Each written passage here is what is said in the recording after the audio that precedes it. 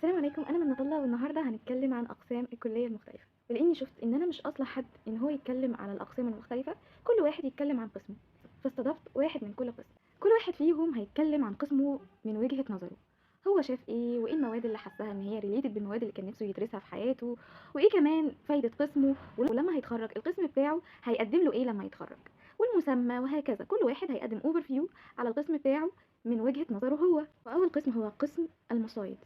وده قسم من أقسام أساسي بيتقسموا لقسمين استزراع ومصايد.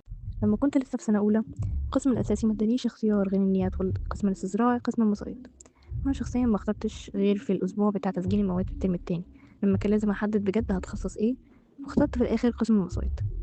في الترم الأولاني كنت مشدودة جدا لمواد كتير حسيتني في حيرة من أمري، زي مثلا في مادة فيزيولوجي لأني أساسا بتاعت بيولوجي بحبها وبعرف أذاكرها كويس، والباقي كان مستصعبها وأنا بحب التحدي anyway. الحمد لله لقيت بعد التخصص فيه جزئية كويسة بقى فيها تشريح وسيستمز وهكذا. مادة تانية كانت جميلة وممتعة كانت الميكروبيولوجي، دي كانت عالم كبير قوي مش عارفة ازاي احنا لميناها في ترم واحد، وكانت بجد مادة بتخليني أقول سبحان الله طول ما أنا قاعدة. وزيها مادة أكواتيك بيولوجي وتقسيمة الكائنات وكده. مشكلتي وسط كل ده إني مكنتش بعرف أحفظ كويس. أكتر حاجة لفتت نظري بقى في الترم كله كانت جزء المصايد في مادة مقدمة، حسيتها منظمة ومتركبة على بعض ومتكاملة وفي نفس الوقت شيقة. فهل بديهي بقى يكون القسم بيركز على صيد السمك وبس؟ الإجابة الصحيحة هي ولا.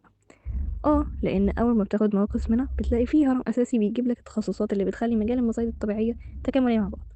المواد اللي زي إدارة المصايد، تكنولوجيا الصيد بأنواعها، بيولوجيا المصايد وحياة الأسماك، ديناميكية سلوك الأسماك، حصر وإحصاء المخزون وغيره وغيره.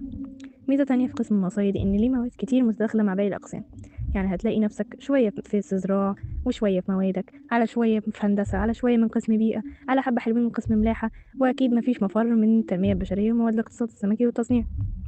قسمنا مش هيبقى متعب للي مستعد يبذل مجهود ويواكب التنوع بتاع المواد وتنوع الدكاترة اللي جايين من بره، سواء من الجامعة ومن بره الجامعة أو من الكلية ومن بره الكلية. كل كلامنا في قسم المصايد بيهدف لاستدامة المخزون والحفاظ على البيئة والمراقبة والدراسة الصحيحة لمسطحات بلدنا المائية، لأن غريب قوي يكون في كل أنواع مصادر المياه دي حواليك وأنت مش عارف تستفاد منها ازاي. هتلاقينا برضو بنكلم صيادين كتير وبنتعلم ازاي نصنع شباك وحاجات كتير تانية ممتعة أكتر من كده.